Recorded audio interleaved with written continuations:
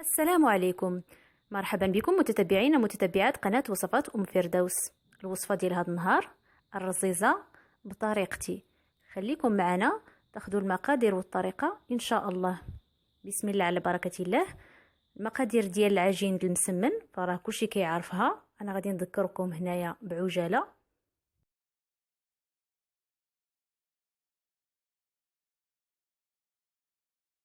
بعد ما عجنا العجين ديالنا جيدا درناه في بلاستيك غذائي وخليناه يرتاح مدة ساعتين. كتشوفوا العجين ديالنا من بعد ما ارتاح حنا كورناه هكا، وكنشدو كل كويره كنبسطوها مزيان. هنا درنا القليل من الزيت وهنا القليل من الزبده. دابا في كل كويره غنبسطوها مزيان ترجع رقيقه كيف ما كتشوفوا. انا سبق لي وصوبت شي وحدات هما، انا غنوريكم الطريقه. العجينه ديالنا راه ملي كترتاح كيسهل علينا نبسطوها بلا ما تثقب، لذلك خليو العجينه ترتاح مزيان كما كتلاحظوا. انا ورقتها مزيان.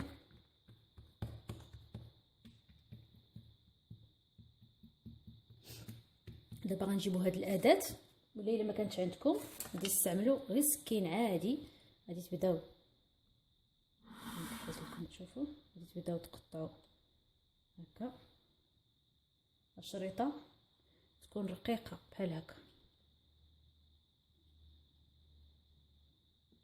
انا كنجيب هاد الاداه كتساعدني، راه كتباع في الاسواق، الثمن ديالها كيتعداش 15 درهم. نتوما كتشوفوا.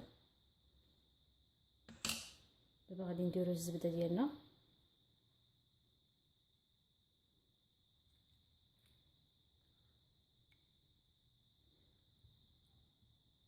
كنجمعوا العجين. دوك الاشرطه كنجمعوهم هكا كما كتلاحظوا. نتوما كتشوفوا. دابا غادي نمروا، نتوما كتشوفوا كنديروا جوج صبعان ونبقاو نلويو. وحنا كنلويو وحنا كنجبدوا العجين ديالنا هكا، كنبقاو نجبدوا العجين ديالنا باش كيتجبد.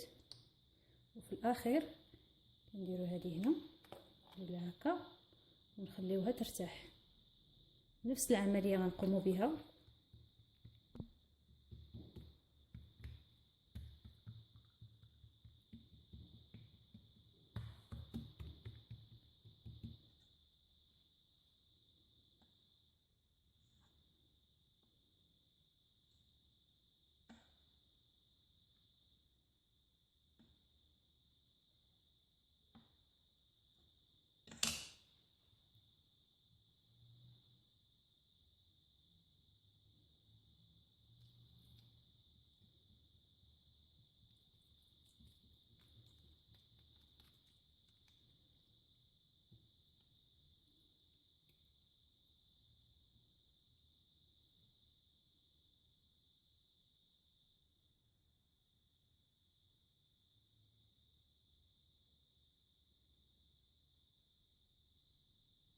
غادي نستمروا بنفس العمليه حتى كنكملوا الكويورات اللي عندنا كاملين.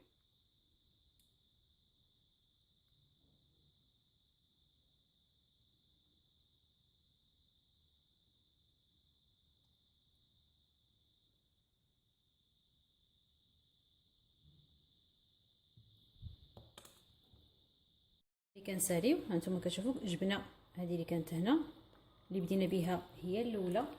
هانتوما هي رجعات رطبه، غادي نبسطوها بيدينا هكا وغادي نديروها في مقلاة كتكون عندنا سخونه فوق النار.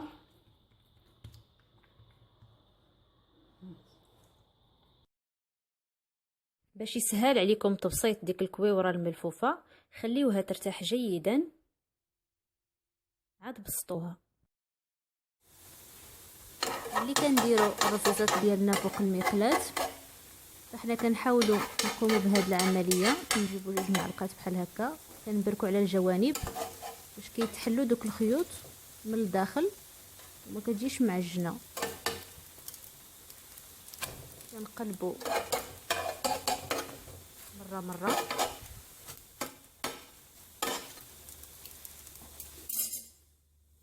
نتوما كتشوفوا الداخل كي كيجي مورق.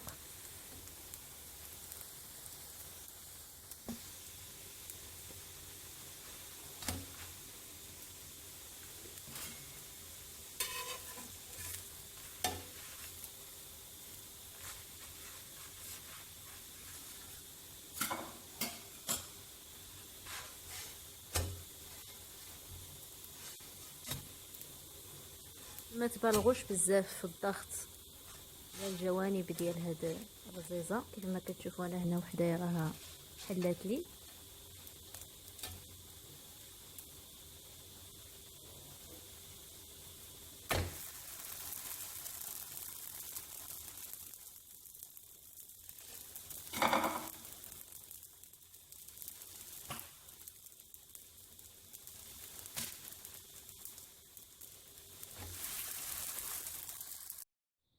الرزيزه ديالنا من بعد ما كطيب حنا كنقدموها مع العسل.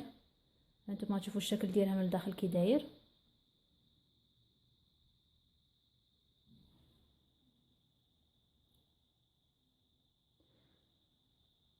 نتمنى تكون الوصفه ديال هذا النهار لقات الاعجاب ديالكم. خليتكم في امان الله وحفظه. والسلام عليكم ورحمه الله تعالى وبركاته.